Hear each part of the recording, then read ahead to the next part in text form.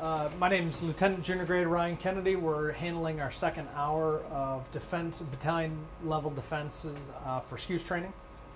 Last week, in the first hour of this training, we kind of went over and had an overview of the SCWS process and what you have to do as a khaki, your SCWS qualification process, and the boards. You're going to have a preparatory board and then a final board, or a murder board and a final board. Those boards are 3 sessions. You will deal with defense in your first session with Embark, and your third session, which you actually go into your defensive plan. Your deliverables, you're going to have to talk about what you're bringing and who you're bringing and how you're getting them there.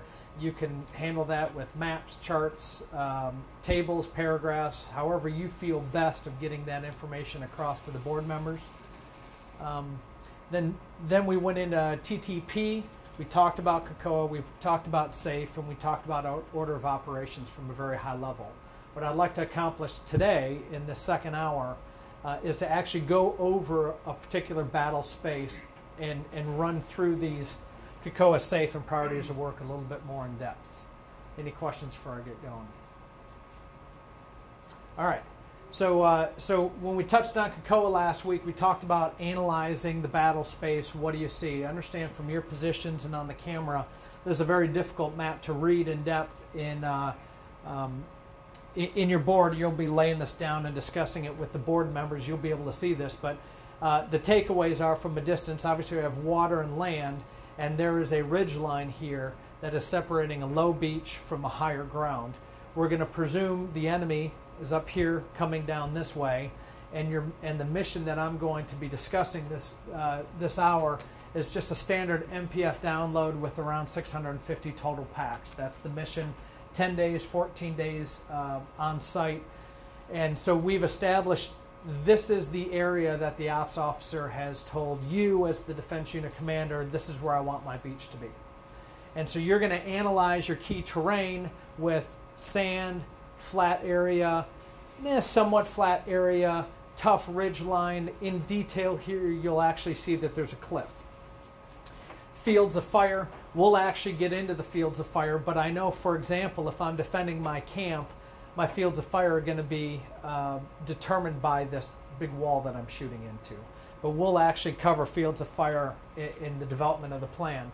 Cover and concealment, if you're up here and I'm down here, you can't see me. There's my cover and concealment, but this is also an obstacle for me. I can't see you and I can't shoot to you, so I have to take this higher level, this higher ground into consideration.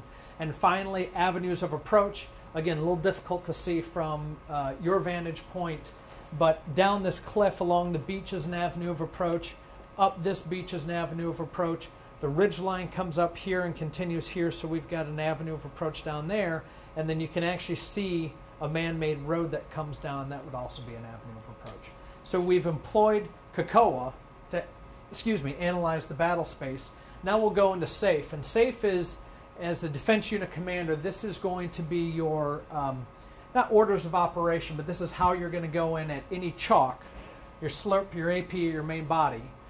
And you're actually going to do the same priorities of work at each level. You're just going to do them more and more and more. So crawl, walk, run in essence. So in SAFE, we've got security. If we have a blank map, we haven't stepped up, the slurp just has myself, the defense unit commander. I'm going to analyze the battle space, make contacts as part of the reconnaissance. I'm going to roger back to higher headquarters. But as the next chalk comes in, which is my AP, I now have a wide open sandy beach there. Now I actually have to sweep and secure it. So in your final board, you'll want to talk about how many people you're bringing and in what order they're going to do things. So for this discussion, we're going to say, I've got an AP, and by the way, everybody's coming AP for me. So I'm not bringing any other reinforcements on main body. I've set up my embark process in session 1. I'm bringing approximately 70 packs for the defense unit. If I've got 650 total packs, that gives me about a 10-to-1.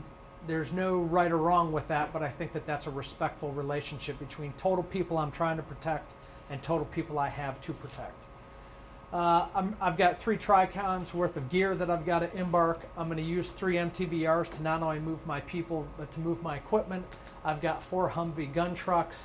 I've got 9,000 meters, maybe 10,000 meters of wire, and then and then on the ship, which these are actually already on the ship, being an MPF mission, 18 M240s, 8 M2s, and 4 Mark 19s. So I know it's a lot of data, kind of setting up the scenario. Any questions right now? So questions. We won't bring any home port asset weapons with us? So you can. You have to embark them, excuse me, to get them into theater. Your scenario could be an assault follow-on echelon, LCAS type scenario. It might be MPF. I haven't quite vetted this for the hour of discussion. I just figured that an MPF would be neat and clean to do. I did talk about the embark plan, so I am embarking my people, but my Tricons might already be on the ship. My Humvees might be on the ship. There's those things. So let's just say for the discussion here that I'm bringing the Tricons from home port, I'm bringing the Humvees from home port, the MTVRs, et cetera, and I'm bringing all of this stuff, that I'm not using anything that's on the ship. Now, question for you, why would I not want to count on what's already on the ship? Might not be accounted for, probably. Might not be either. Let's assume that it is. Hasn't been fired. Where the heck is it? It's not sitting on the bow of the ship that I can just get to it. It could be buried behind a bunch of Marine Corps assets, and it may come off the ship on day 7. Correct. And so I can't be sitting there with rubber band guns for the first 7 days trying to protect my camp. So as the defense unit commander on the AP, I'm going to bring all this stuff. I'm going to embark it from home. And your AP is going to get there before the ship gets there anyway. So check. It doesn't matter if you could get it on day 1. Your AP's getting there, day -3 or something, or -7. You're going to need that stuff. You can't. They will need it, and the ship will not be there. Okay. Any other questions? All right. So we're doing safe. I have an open beach, and I have to sweep and secure that beach. So I've got an airport that, for my scenario, I'm going to say that we're flying into the airport. We're going to do a tactical convoy of my 4 gun trucks, my 3 MTVRs. We're going to put all the Tricons on 1 MTVR, all the packs on the next 2 MTVRs. I don't know how many people we can get on a MTVR, but we'll have to do maybe several convoys to and from the airport. I run that. I've got all my crew serve weapons mounted up. I'm going to come in here, and I'm going to do a quick hasty 360. But you see, the point of this is that in your discussion, you're going to have to talk about your safe steps. And my initial sweep and secure, I've talked about my point of origination, my point of destination, how I'm doing it. I'm not doing it on foot. I'm doing it by vehicle. The idea is the same. I'm going to establish a perimeter. In this particular case, that perimeter is going to be my 4 gun trucks in each corner of where I want that camp to be with my crew serve weapons.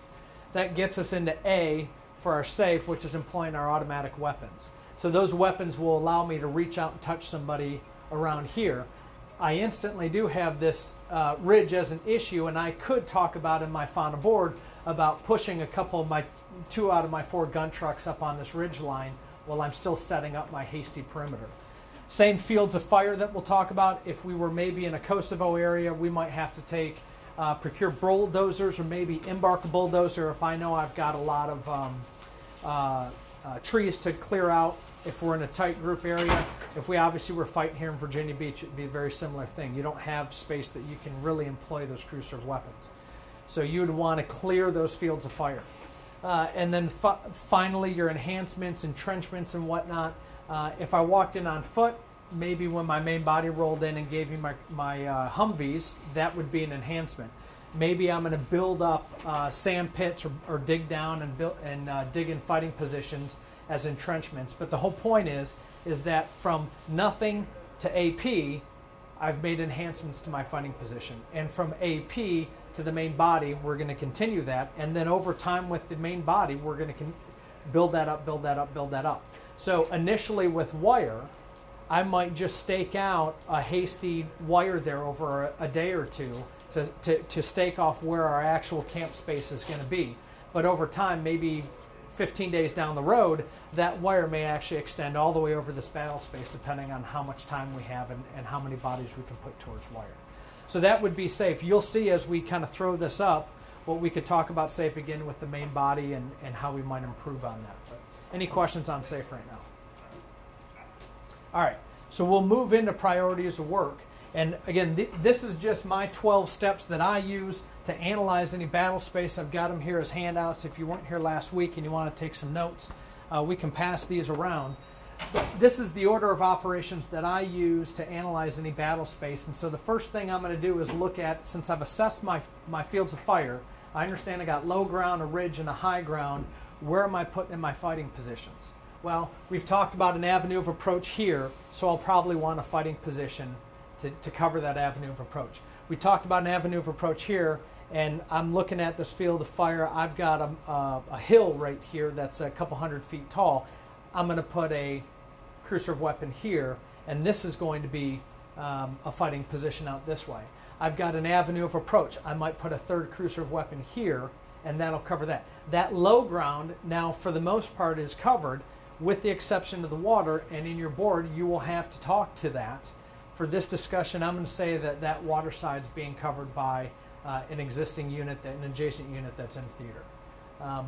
And then up here, you've got a lot more ground to cover, and again, with 69 people, half of which have to, or a third of which have to be down at any given time, how are you going to do that? Are you running 3 shifts of 8 and a squad each, or are you going to do 12 and 12s, 35 and 35? You'll have to talk about that. That'll all be kind of fleshed out in your embark plan, because once you embark them, that's all you get. So you'll want to kind of think through how you're going to want to do that in your embark plan. I'm going to run a squad down on low ground, a squad on high ground, and then a squad at rest. I'm going to run 8, 8, and 8s. I think I can sustain that over 15 days, and that's kind of what I'm preparing to do. So when we talk about up here, I'd like to make this an interactive discussion, but I think because of the quality of the map, it's going to be a little bit too difficult. So I'll just kind of keep rolling with it. We'll throw the map up here of some actual sectors of fire that I've got, and after I talk through all this, and then we can see what the final product might look like. So I've discussed my primary fighting positions. You'll see where I specifically have laid them out. Next are my LPOPs. Well, LPOP is what? Okay, so somewhere to extend your visual range, and I'm going to put them up there in my high ground. Well, if I've already got, yes sir. Again, just, so lookout post, observation post is my LPOP. It's extending the visual range for your camp. So since I'm looking into a wall of rock here, and I've got fighting positions up here, those guys are going to double up as my LPOP as well. Those are going to be my eyes. They're going to have their binoculars, they're going to have their night vision, and they're going to double up as not only fighting positions covering the high ground, they're also going to be my LPOP. Yes, sir? LP is usually listening post. Excuse me. Lookout post. So. Listening post, observation post. Typically, it's always an OP. It's hard to put someone out there when they can't see anything. Check. We call it an LPOP, but they're always observing it. Check. Now I'm going to get into wire. I actually have a whole map of wire, but like I talked about with SAFE, as I'm building up my defenses over time with each chalk that comes into the theater, I'm going to start with my wire here around my base and with my fighting positions. I have a map full of wire. We'll get into specifically where I've done that, but for the sake of this primary discussion, start with the camp, and then we'll build up over our fighting positions, and you'll see we'll get into our other wire as we go along. Next, I'm going to start laying in my cruiser of weapons. M2 is a principal direct fire weapon. That's going to cover my avenues of approach. It still will have a sector of fire. All those sector of fires will intersect. And in this discussion, you'll see I have just M2s out there, and I'm going to employ 240s alongside them. I'll get into that. Mark 19s. That's going to be my quick react force. So I've got 3 Humvees that are dedicated to fighting position. That 4th Humvee I chose for my scenario to make that my quick react with Mark 19 on it, and that leaves me 3 more Mark 19s that are back at a hasty armory. Point and area targets, what do I see? Well, what can I cover? I know that my cruiser of weapons might get me down to here, but I can't cover here. And so our point area linear targets, those are on-call targets for maybe dead space. Maybe I can't cover up here either, and this is dead space, and if I start taking indirect mortar fire from the enemy, I want to be able to have that determined in advance so I can call that into adjacent units. Next, we got our tactical supplementary wire. What's the purpose of tactical wire? the enemy. Fatal funnel. Okay. So what we want to do is, let's just say that the enemy's walking across shoulder to shoulder wearing red coats in a straight line across an open field. We want to give them an avenue in which they hit a wall of or a run of wire, and what they don't know is at the end of that wire is a crew serve weapon that's trained down on them. Typically it's on our left and right lateral limits, but it forms a fatal funnel that if you actually do have a mass uprising and these people are storming you, that you'll be able to funnel them right into your crew serve weapons fighting positions. Your supplementary wire, that wire is designed to disguise your tactical wire. That gets us into the next thing, which is the alternate fighting positions. Why? First of all, what is an alternate fighting position by our definition? So an alternate fighting position is a different location that has the same lateral limits in PDF. Typically, it's right back. So if I'm primary position here, then I'm just going to step back here where I can pick up my weapon, drop it back down, and I don't have to learn or figure anything else. I've still got the same PDF and I still have my same left and right lateral limits.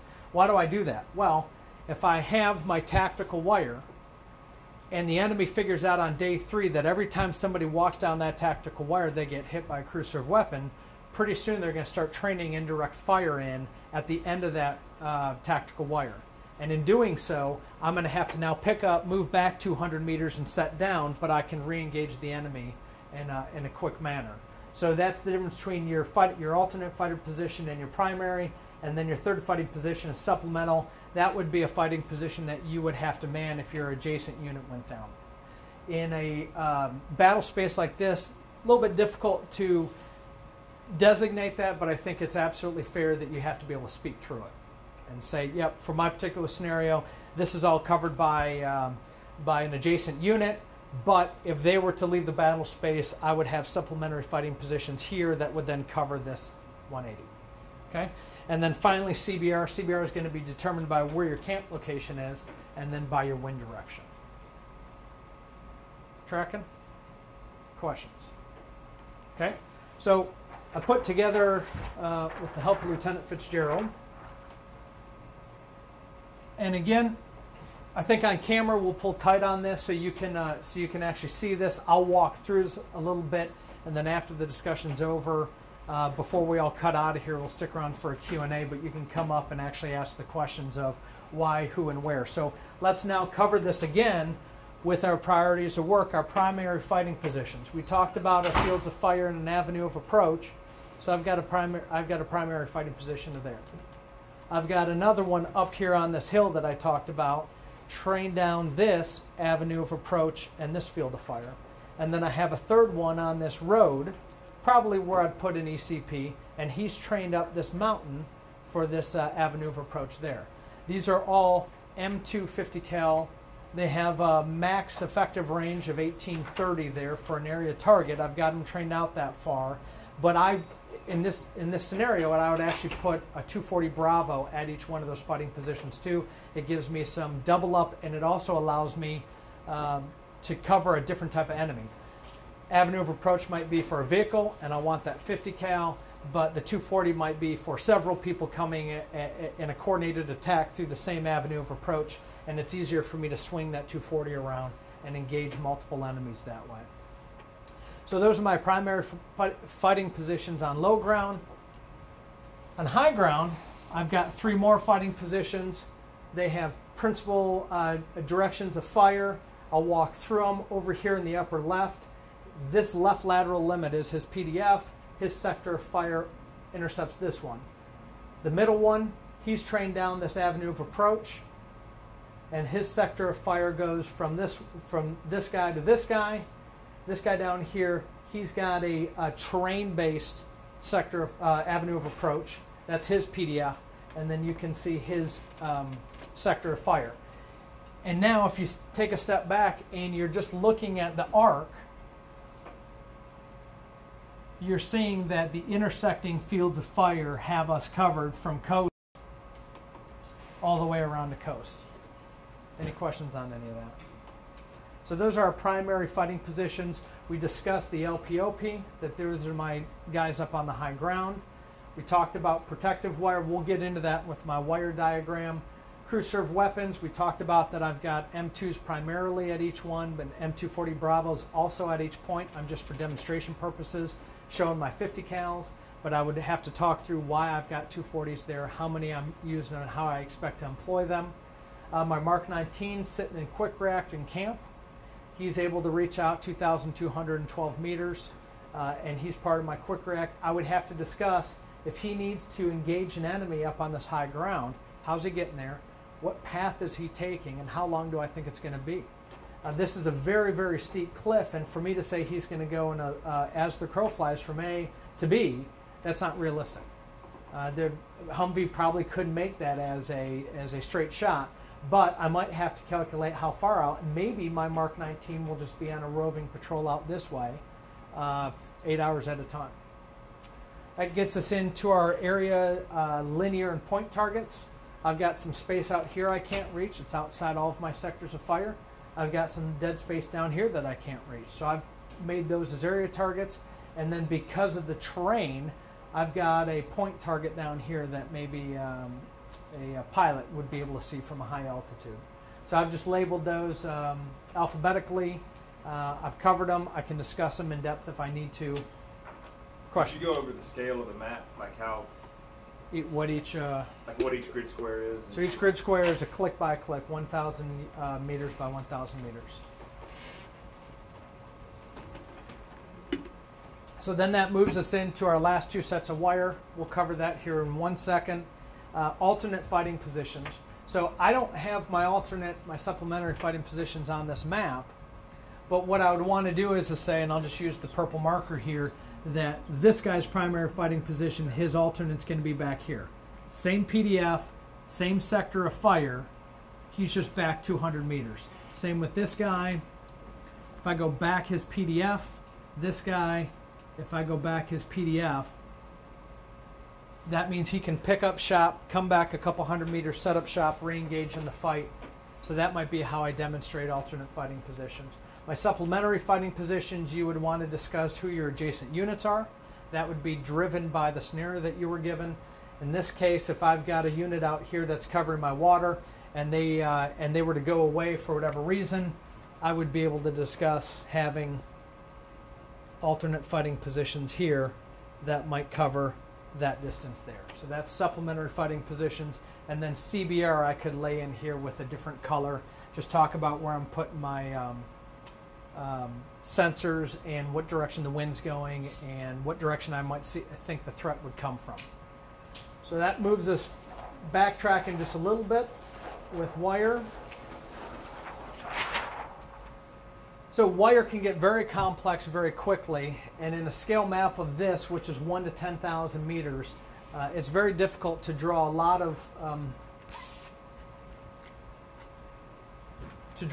accurately in a small area. So what I've done here is I've laid down my protective wire.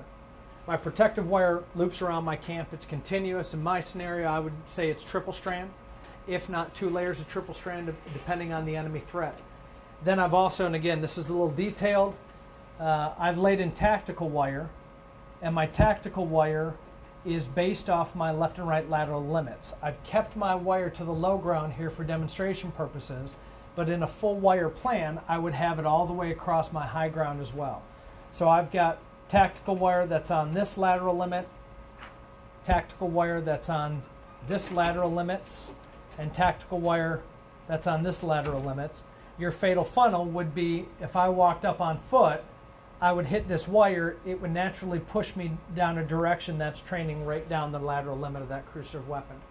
And then your third wire is supplementary. That's meant to mask your tactical wire so they don't pick up on it, that every time they see a run of wire that we can launch indirect fire. So I've got some supplementary wire here, supplementary wire up there, down here, in the middle there. Those are all designated.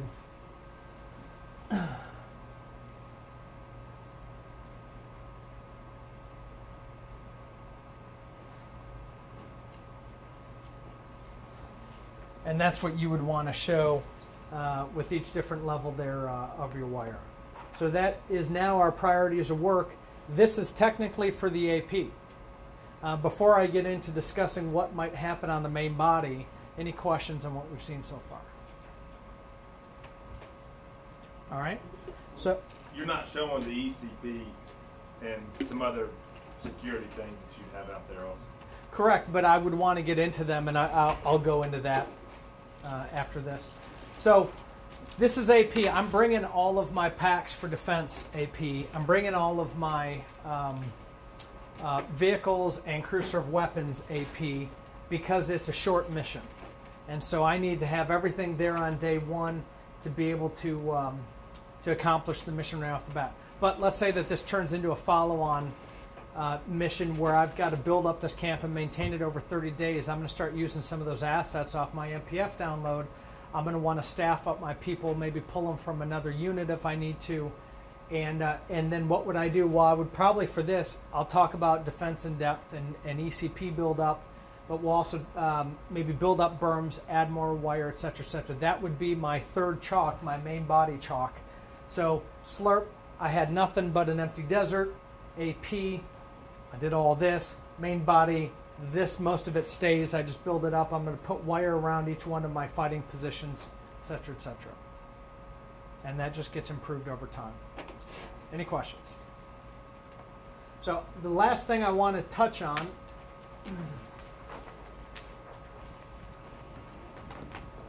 is what my defense in depth might look like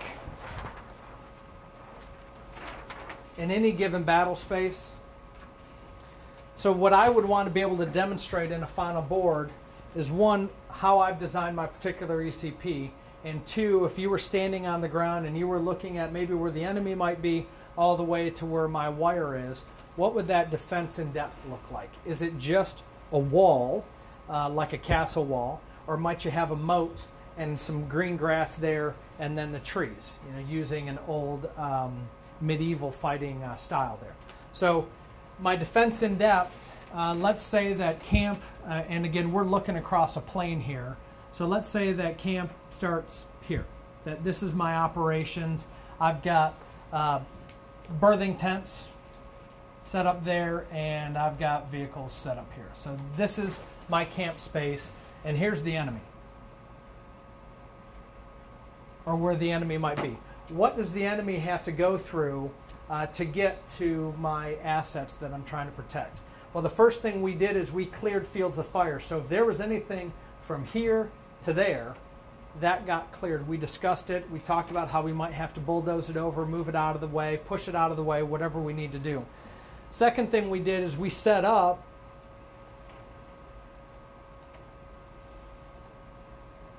our protective wire around the base right off the bat. And so there's a quick loop around the base there with wire. We could build that up over time as well. Okay. Coming from here, now I need a patrol road for my quick react team. So I've got a patrol road on the inside of my wire that is not used for operations.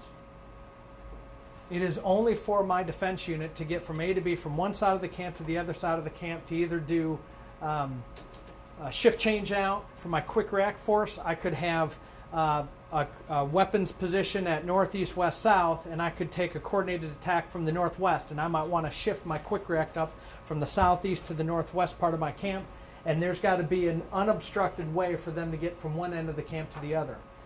From there, I might want to push up berms with dirt or with containers. If I'm not using containers, they're 8 feet tall. I can stack a couple of them on top of one another, and maybe in my corners, or depending on what my camp looks like, I might want to double some of them up and put in some weapons towers. I always like to fall back to the last time you drove past a prison on the side of the highway or something like that, and you saw a clear field, you saw a couple of rows of fencing with barbed wire on top of it, but you saw those towers that they use, and then they have the prison yard and then the actual prison itself. Kind of the same concept. Typically there's a couple layers of barbed wire fencing, and in between those barbed wire fencing is an actual patrol road, so that they have a quick react team as well.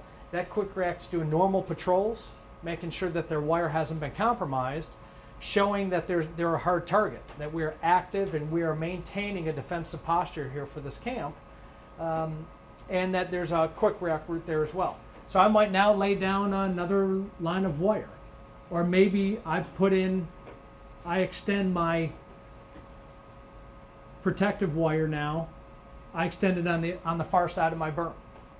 And from there, I'm going to put my patrol road outside the wire, and then I'm going to have, if cleared fields of fire is my first layer of defense, my second layer of defense might just be a simple wire with signage on it. And that signage will have English writing and host nation writing, and it just says that we're Americans, we're here conducting our official business, you don't want any part of this. So, you know, maybe it'll direct them around to the ECP, maybe it'll tell them to go away, go to their camp mayor or their town mayor, whatever it is. But now you can see defense in depth here. This might be 500 meters, and it's just 500 meters of wide open space that we can see the enemy coming. The enemy comes across on foot or on vehicle, they're going to be met with signs. Those signs are going to direct them to go away or go someplace else. I can maintain my wire because I've got a dedicated patrol road that's outside of my camp, but allows me to maintain a hard posture to the enemy while also maintaining my wire, making sure that no one's compromised it. I've got my no BS protective wire. In this case, it might be multiple layers of triple strand, something that a high-speed pickup would get tangled up in, besides just tangling somebody up on foot. I've got berms or containers that I've stacked up there. I've got hasty fighting, or I've got fighting positions with crew serve weapons up top there. I have my interior patrol road. Maybe I'll put ramps on this berm, and that will allow me to park a gun truck and shoot over the top of that berm. I understand that we're getting into some minutia here, but what I want to demonstrate to you all is that you should be able to demonstrate to the board defense in depth. That you're not just going to show up, set up wire, and then turn your back to the enemy. That you might actually push out 500 and some meters to allow the enemy to show capability, opportunity, and intent. So, and then that gets us into our operations point of the camp. So any questions on defense in depth? All right. So the final thing that I'll cover today would be maybe a detailed drawing of what an ECP would look like. And so if we just do the same thing, if our enemy is up here and my camp is down here, we have to put an ECP. Now, does anybody know what the primary reason we put an ECP in? Obviously, it's a door. It allows us to go in and out of our camp. But the idea is that we control our operations. So if we're conducting operations down here, we don't want the enemy to block us into our own camp. So we want to have a controlled entry point that allows us to open it to get our operations through and close it. Consider it a drawbridge. The drawbridge is on the king's terms. So he can lay the drawbridge down, come and go out of the castle as he wants, but the second that the enemy comes across the open field, he can bring that drawbridge up. Now he's shut it down, but the enemy hasn't shut it down. He's controlled that. So we're going to take away a section of our protective wire, and we're going to put in a control point. We might start that with more wire.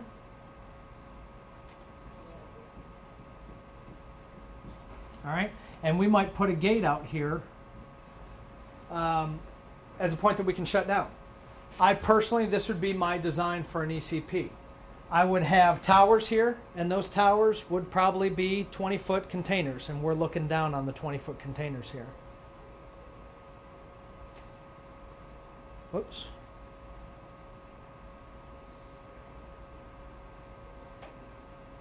So I've laid out 4 containers. I can put a crew serve weapon up here and a crew serve weapon up here. And those are covering the quadrants on either side of my ECP. My avenue of approach, controlled, would be straight down the middle here. And then they would be forced to hang a hard right-left turn to actually get into my operations. That means that if somebody did have a high rate of speed, they're still not going to be able to drive straight in. We're going to force them to make a hard right-left turn. More importantly, if you're standing out there with binoculars, you're not going to be able to see in and gather intel on my camp. you're going to be met with an 8-foot high wall, maybe a 16-foot high wall, and that's just going to mean that it's isolated. That information only comes in one direction, not back to the enemy. From here, I'm going to train a 50 cal weapon right down there. He has one job, and that job is just to prevent any high-speed vehicles from coming down in on here. So I've got my ECP's got 3 crew serve weapons. I can get my manning based off of that. Normal day-to-day operations, we're going to have possibly friendly forces coming in and out of there and host nation forces coming in and out of there. We may have politicians coming in and out of there. And so we'll want to do an area up here, let's say out of Jersey barriers, for inspections. So if I come up, I'm a porta potty guy. And my job, I've got a contract, I'm a local, my job's just to swap out porta potties. I'm going to come here. I've got a couple of defense unit people that are going to direct them into this area. It still allows me, with my gate open, to conduct normal operations, but I can do inspections here of vehicles. And I might have a separate area over here of personnel. So I can conduct these to the side if we find an IED. Let's say that's a common concern we have in theater. That blast radius is a lot farther away from my castle wall, as we've been talking about. So this might be 200 meters outside, it might be 300 meters, depending on what the threat level is. So I've got people that are conducting inspections. Their sole job is inspections. I've got people here that we call first contact. Their sole job is just like running in through any gate. They're the people that are checking IDs. And that guy's probably got a buddy that's on Overwatch. And his job is just to watch his buddy that are doing inspections. So we might have 8 people up here, another 4 people there, and another 4 people right at the gate if we're really, really manned up for a tough ECP. And these 4 here are doing first contact and Overwatch. These folks up here are doing vehicle and personnel inspections.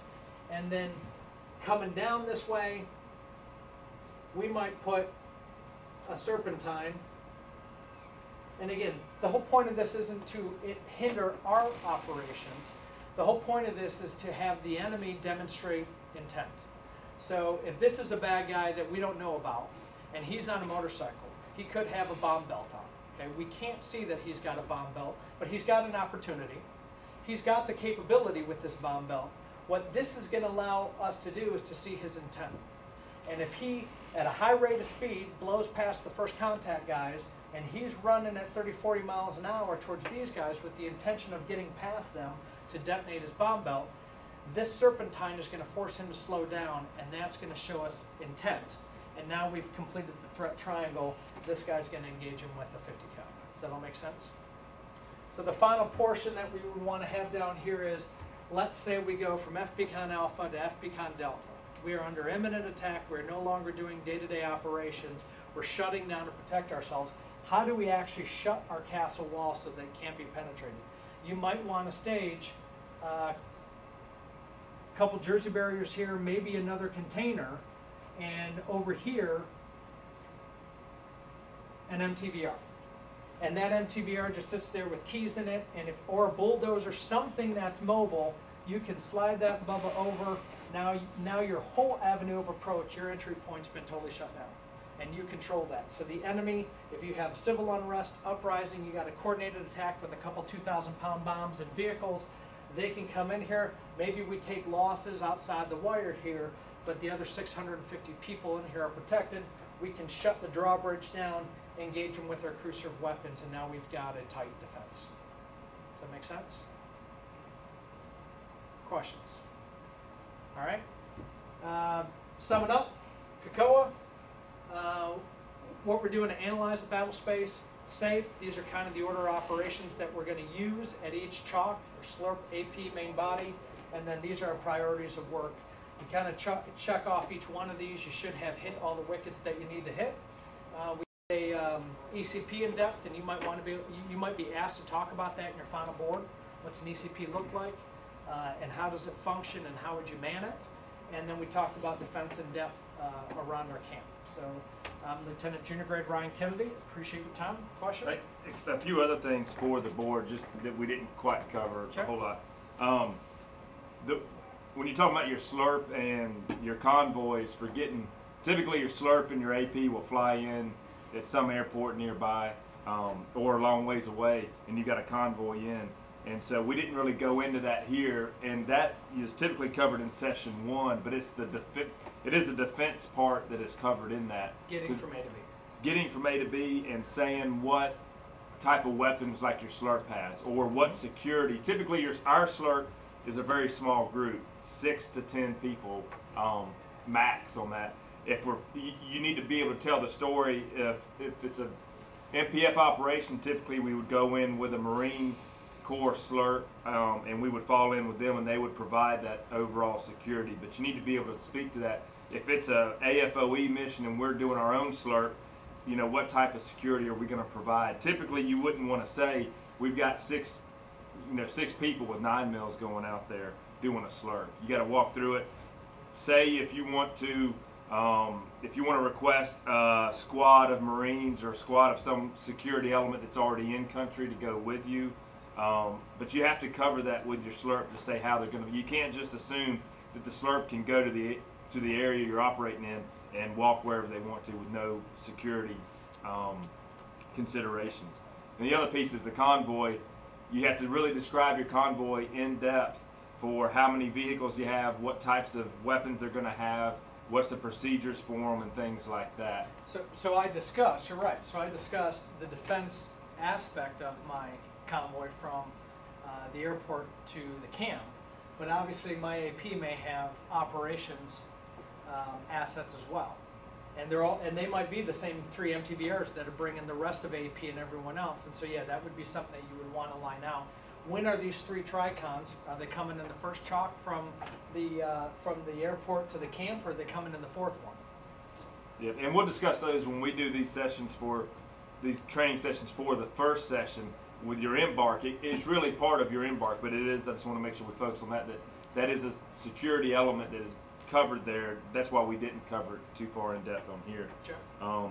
You also need to know what type of units. You said you've got adjacent units, or you got units that are giving you waterborne security. You need to be able to talk through the types of units that would do that and who we would have to request, or at least ensure that they're providing that security. So know those, Riverine, Mesron type of units that we can call upon to do that. If it's a big operation, an MPF operation, you might have a destroyer squadron or some other type of larger one if you've got to bring the MPF ships into a hostile area. But be able to talk to a little bit of depth. Not a whole lot. You don't need to know everything about the ships and all that, but just at least recognize that you will bring, you'll have to have escorts if you're going through the Straits of Hormuz or something. You're going to need some destroyer squadron type of escorts for the MPF ships and for your other ships to come through there. And then you're going to need some folks to hang out to provide that security. We don't have in Beach Group that security element, so we'll have to get that from someone else. And you also got to be able to, we talked about the map a little bit. This is not a map session, but you do need to know the map stuff, the terrain, how to tell, are you going uphill or downhill? What are the contour lines? What do they mean? How far apart are they? Looking at the map key to see what the different symbols are, what size of map you're looking at. Typically we'll give you a 1 to 50, 1 to 25, and a 1 to 10,000 scale. But you might have to even go past that on Google Maps or something to get even a wider spectrum. But typically we'll do that, and so you've got to figure out what you draw on each scale, or if you draw anything, or some of it's just to give you the overview. Then you typically, this was a 1 to 10,000 map, and so just knowing the size and being able to talk through how far is that. If you're talking your M2 can reach out 1,800 meters, about how far is that, so you can talk through that. Sure. And like on the map, we could ask you some basic map questions if you want to, like your declination angle and things like that, just to know that you know the land nav and the map reading type of stuff. And from the map, there's usually some features on there. So one thing we didn't do, we didn't show the operations ongoing down there, but on your session you would. For this, you'd at least show, if you got ABOTs, you'd show ABOTs, the streamed ABOTs there. So you need to be able to show on the coastline. If you show the current, if you assume a current direction, you almost always have to, because it's hard to find the exact current direction. It does change some. But if you showed it, and we showed that little cove in there where it curved to I don't even know what direction that was, the right or the west or whatever. If you showed the current coming from that direction, well, you're probably going to be wrong, and we'll call you on it because the breakwater was on the left, and so that should be where that main current is coming in. And so just knowing some of that stuff, where the wider beaches are, how does that tell you which side the current's coming on? So you got to know that. And one thing we didn't talk about was patrols, either foot patrols or vehicle-mounted patrols, of how to, you know, how would you employ those? Where would you take those and all that stuff? And that kind of goes into how do you relieve the watches. We also didn't talk through that much in detail, but you'll have to at least say, you know, these watches, it's good that you have the weapons there, but what are you going to do with them? You can't have people out there 24 hours a day, you know. You have to say kind of what your watch schedule is, and that gets to your manning component. If you're, you know, if you're in Iran in the middle of summer, having 12-hour security watches probably is not the right answer. You're probably going to have to shift them out, and how are you going to do that? It sounds like a trivial thing, but it can get pretty complicated, especially when you're dealing with cliffs and things like that. And being able to swap your folks out and give them the support they need without giving away their location is a tough thing sometimes. And also, the last thing I got is what other support we have. We talked about air support and things like that. You need to know what type of air support is typical that we can have, as far as, you know, helos. If you got a destroyer squadron or a squadron off the coast, what can they provide? What other type of air support can you provide? What naval gunfire you can provide? Depending on where the airport is, what is a typical thing that would probably be at the airport as far as helos or something like that can then quickly come and help us, and how to employ those. And so those are some of the other nuances and smaller items, but that can bite you on the board if you don't cover those. So I just want to make sure we talk through that a little bit. Good. Any questions based off that stuff? I want to piggyback a couple of things on that as well. You talked about the operations area on the beach, sir. So with that, when you employ your weapons, you don't show your weapons shooting through your operations area. There are people that have done that before, so as you employ those weapons and you're starting to step through, okay, here are my beach lanes for where my MPF download is taking place. Now I can move my defense outside of that to defend my operations area as well as my camp. And make sure you have that broader perspective when looking at the map.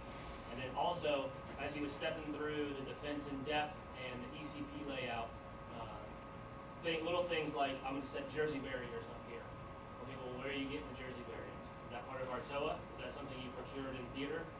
You have to talk through the items that you're using, where they came from and how they got there. So that wire, when he said approximately 9 kilometers of wire, as you employ that, you need to keep track of how much you've actually laid out. Did you put 15 kilometers of wire out there? Where did you get that wire from? Are you procuring more? So you will embark some of our organic sea wire locally as part of your AP. You'll take it with you, and then the MIPSRON has additional sea wire as part of their assets, so that gets downloaded. So you need to do some research about how much do I need to take, what am I going to set up in my area initially, what do I know is going to be resupply and be coming off the MIPSRON, and how am I going to employ that as you continue to build up the beach phase operations. Good. Yep. And we typically give you a different map. Your session 1, we don't give you a map essentially. We give you an area. You're going to go to Chinhae, North Korea or something. That's where you're going to be operating out of. For session 3, typically it's not the same area. So even though you set up your operations and you walk through them in session 1 and 2, and you'll show that more in depth, on this one you'll still have to mark in there and show all of the ops that you're doing and be able to place them on the beach, and just know that it'll be a new placement versus what you did in session 1 and 2.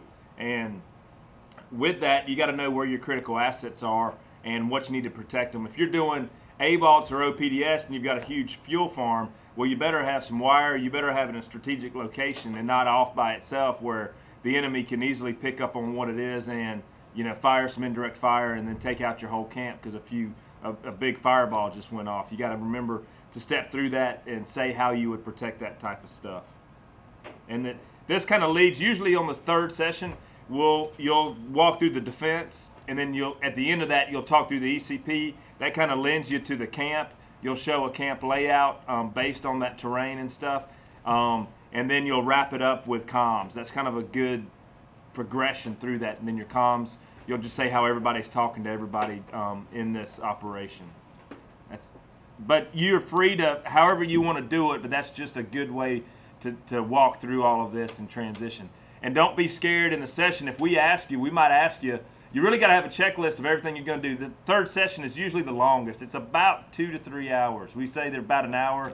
the first session or two could be an hour to 2 hours. This one's typically 2 to 3, and that's probably being generous.